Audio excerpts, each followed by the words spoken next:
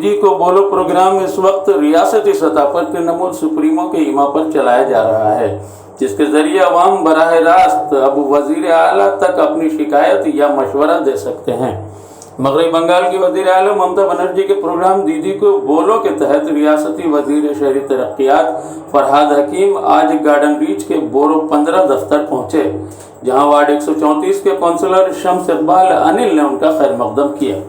इस मौका पर यासिर हैदर, रियासती सेक्रेटरी तृणमूल कांग्रेस भी शामिल थे।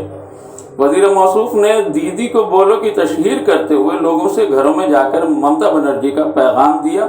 इस तरह इलाकाई बाशिंदों में फ़ोन नंबर तकसीम किया और वेबसाइट की जानकारी भी फराहम की। खास बात यह रही कि अवामी राब्ता के प्रोग्राम के तहत वजीर मौसूफ ने एक तृणमूल वर्कर के घर रात गुजारी और सुबह परचम कुशाई भी की।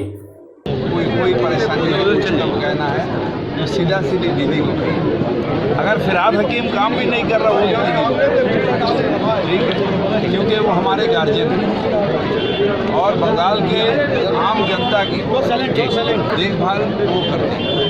इसलिए ये प्रोग्राम के तहत आज हम लोग आप देखें इतना देर तक हम लोग डोर टू डोर कनेक्शन किए, आगे भी जाके करेंगे और फिर यहाँ पर कोई अगर हमें खिला देगा तो ज़रूर भी खा देंगे और फिर अनिल बाबू कोई घर का थोड़ा सा सोने का जगह देके सो जाएंगे, सवेरे उठ के फ्लैग उठा के फिर अलविदा।